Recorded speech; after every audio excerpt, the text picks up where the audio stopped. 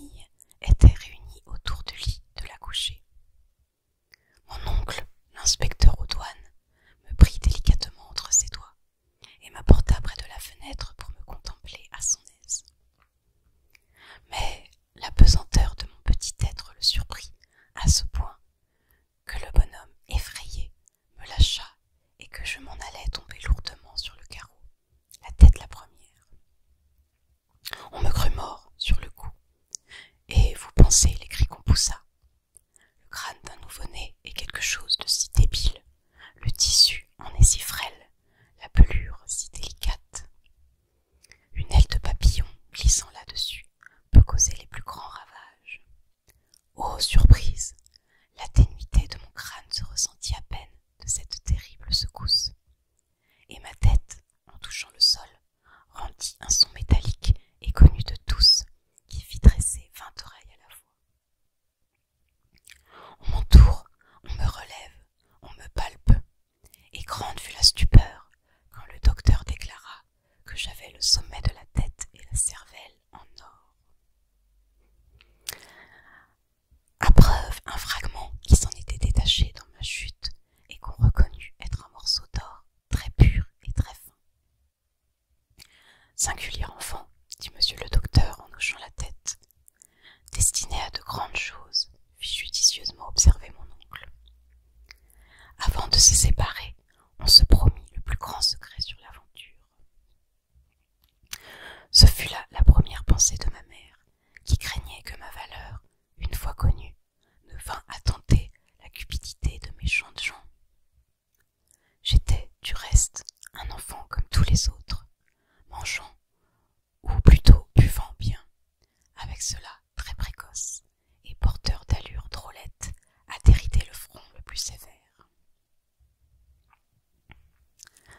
Crainte d'accident, ma mère voulut me nourrir elle-même. Je grandis donc dans notre vieille maison de la rue des Tanneurs, ne mettant jamais, presque jamais le nez dehors, toujours caressé, choyé, surveillé, talonné, n'osant faire un pas à moi seul, de peur d'abîmer ma précieuse personne, et regardant tristement à travers les vitres mes petits voisins jouer aux osselets dans la rue et cabrioler à leur aise dans les ruisseaux. Comme vous le pensez, on se garda bien de m'envoyer à l'école.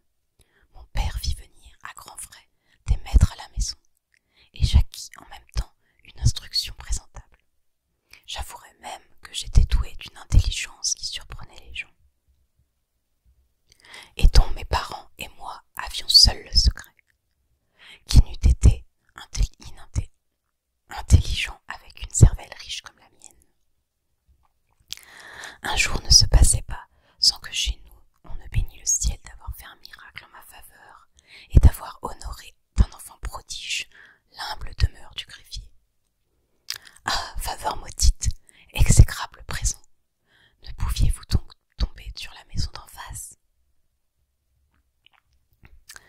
Mon père était loin d'être riche, c'était un modeste greffier, gagnant avec peine quelques misérables florins par année, à copier et enregistrer les actes du tribunal.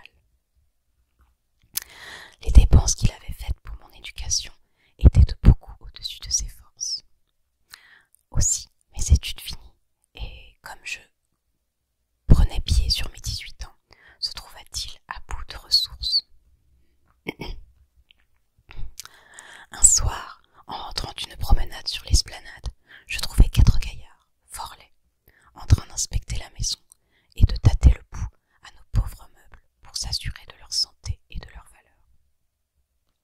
Ma mère pleurait dans un coin, accroupie sur un escabeau, la tête dans ses mains. Mon père, pâle comme un linceul blanc, faisait visiter l'appartement à ces messieurs et se retournait de temps à autre pour essuyer une grosse larme honteuse. Je compris que j'assistais à une lugubre scène du drame de Monsieur Loyal. Les hommes sortis avec promesse de revenir le lendemain. Nous restâmes seuls dans la chambre assombrie. Je n'entendis que des pleurs et des sanglots.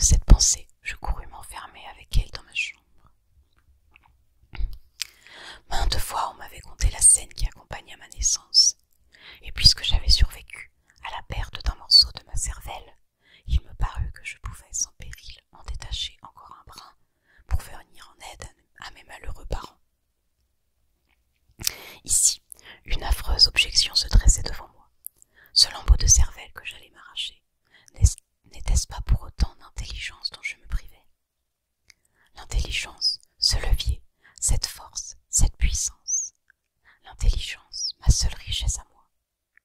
Avais-je le droit de disposer ainsi d'un bien que je n'avais acquis au prix d'aucun travail, aucune fatigue? Et que deviendrais-je, juste Dieu, si j'allais tomber dans l'imbécilité et l'abrutissement? D'un côté, je voyais le désespoir de ces pauvres gens qui avaient trouvé bon de se sacrifier pour moi. Mon cœur s'en émut, mes yeux se mouillèrent. Je n'y tins plus, et, prenant une décision soudaine, l'horrible souffrance, je crus que ma tête éclatait. J'entrai dans la salle où se tenaient mes parents. Tenez, leur dis-je, ne pleurez plus. Et je jetai sur leurs genoux un morceau d'or gros comme une noisette, tout saignant, encore et tout palpitant. Tandis qu'ils me couvraient de leurs caresses, moi, j'étais en proie à une profonde tristesse et à une sensation singulière. Mes idées me semblaient moins nettes, moins lucides. C'était comme un voile qui s'étendait sur mon esprit. Je secouai la tête. Bah, me dis-je, c'est pour la maison. Et puis, j'en ai donné si peu.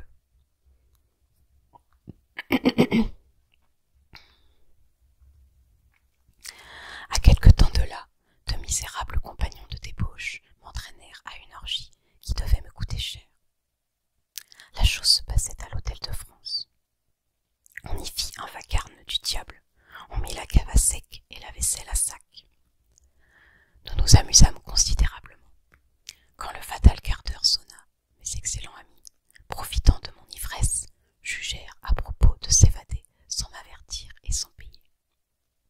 Je passai ma nuit à dormir sur les divans de l'hôtel, et le lendemain, au réveil, je me trouvai face à face avec une interminable addition qu'il fallait solder sur le champ. Je n'avais pas un Grudster en poche. Et si grand que fut mon crève-cœur, je dus recourir encore à ma cervelle et lui faire un second et terrible emprunt. Dès ce jour, un amer découragement s'empara de mon être. Encore quelques emprunts de ce genre, et j'en aurais fini avec cette intelligence dont j'étais si fière. Cette pensée, qui me faisait frémir, se dressait sans cesse devant mes yeux. Je devins sombre, misanthrope. De tous mes amis, je n'en avais gardé qu'un seul, le plus ancien et le plus sûr de tous, qui connaissait depuis longtemps mon secret et me prêchait à toute heure du jour de ménager précieusement cet or. Ce cher ami avait ses raisons pour cela. Une nuit qu'il pleuvait et que le mauvais temps le fit coucher à la maison, il s'en vint furtivement et, pendant mon sommeil, il m'arracha un énorme quartier de cervelle. La douleur me réveilla et je me dressai en hurlant sur ma couche. Le misérable, pris en flagrant délit, ne sut que pâlir, balbutier et trembler de tous ses membres. En fin de compte, il s'enfuit, emportant son butin. Je ne sais comment j'aurais supporté ce dernier coup, si une passion violente n'était venue me distraire un temps de rêve sinistre où je m'abîmais. Je devins amoureux et je résolus à me marier, persuadé que dans un intérieur tranquille et aimant, je parviendrais à échapper à la complète destruction du meilleur de moi. La femme que je choisis était, certes, faite pour charmer. Elle avait des yeux, de l'esprit et du cœur, un nom qui me plaisait, de fines attaches et de l'économie. Nous entrâmes en ménage et je me crus heureux pour toujours.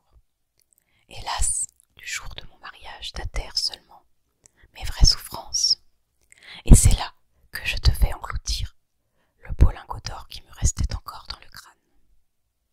Ma femme, avec des goûts modestes, était pourtant aguillonnée par le désir immodéré de la toilette. Le soir, à la musique, je l'entendais maintes fois soupirer et regarder douloureusement en passant à côté des dames de la ville, toutes somptueusement habillées. Je voyais clair dans ses soupirs, et bien qu'elle n'osât me les avouer, je sentais les regrets que faisait naître en elle cet étalage de luxe. Peu à peu, je crus m'apercevoir que la froideur se glissait dans la maison. Plus d'effusion de cœur, plus d'épanchement, plus de longues et douces causeries. Je compris qu'on commençait à m'accuser de beaucoup d'égoïsme. Pourquoi, se disait-on, me laisser dans un pareil dénuement? Et puisqu'il a le moyen de me rendre heureuse, pourquoi ne pas s'en servir?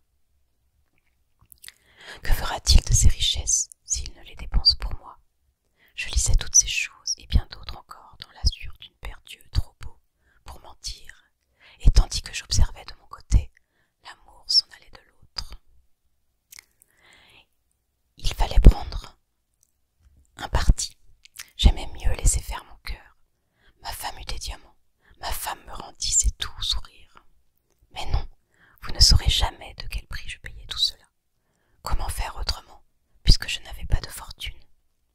Pouvais-je entrer en boutique, mesurer du drap à l'aune, fabriquer des cornets de papier? Quelque chose de divin que je sentais en moi me défendait obstinément des métiers pareils. Il me fallait de l'argent. Ma cervelle valait de l'argent.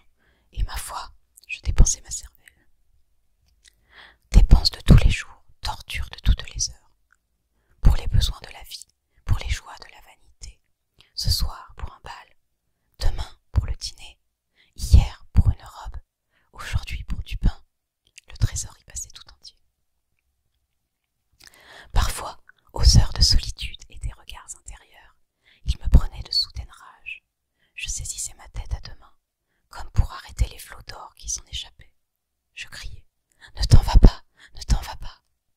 Un instant après, je m'acharnais à me meurtrir le crâne pour en extraire le divin minerai. Sur ces entrefaites, un bonheur imprévu vint apporter quelque soulagement à mon affreuse position. Poser un baume sur mes plaies toujours saignantes. Un enfant nous naquit, un bijou de petit garçon, vraie miniature de la mère. Mon premier soin fut de m'assurer qu'il n'aurait pas la cervelle de son père. Et quand je le vis, qu'il n'avait pas hérité de cette infirmité royale, j'eus de la joie, pour quelque temps. L'enfant grandit. Oh, douleur! C'était un être de plus à faire vivre de mon cerveau. Des nourrices, des médecins, des éleveurs, que sais-je encore? Tout autant de misérables qui vinrent s'acharner sur ma mine d'or. Si souvent et si cruellement exploitée. Je n'épargnais rien à la chère créature. Et ce qui m'étonnait surtout, c'était la quantité de richesses contenues en ma cervelle, et la peine que j'avais à les épuiser. Il fallait pourtant en finir, une bonne fois. Nous étions au premier jour de l'année. Au dehors, un gai soleil se jouait sur la neige. Chez moi, les fronts étaient moroses et les yeux gonflés. L'enfant soupirait dans son lit. À l'air de misère qui régnait dans la maison, il devinait bien qu'il ne devait pas songer aux étrennes, et que cette journée de joie serait toute de larmes pour lui. Triste de cette tristesse, la mère se taisait, et volontiers lui donnait son sang pour voir un rayon de gaieté dans les yeux du bambin. Mais, sachant mes nombreux sacrifices, elle n'osait me demander encore celui-là. De ma place, je voyais ce drame de famille poignant et désolé.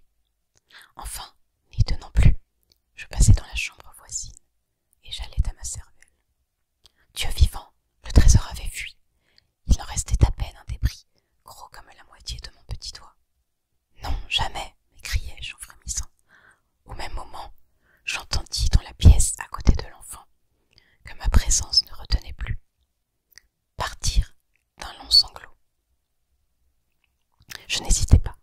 Le sacrifice accompli, je revins près de ma femme et je lui dis d'aller avec son fils acheter des étrennes. L'enfant battit des mains.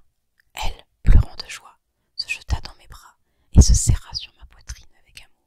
« Ah, cher homme, que tu es bon !» Quand ils furent sortis, je me laissai tomber sur ma chaise.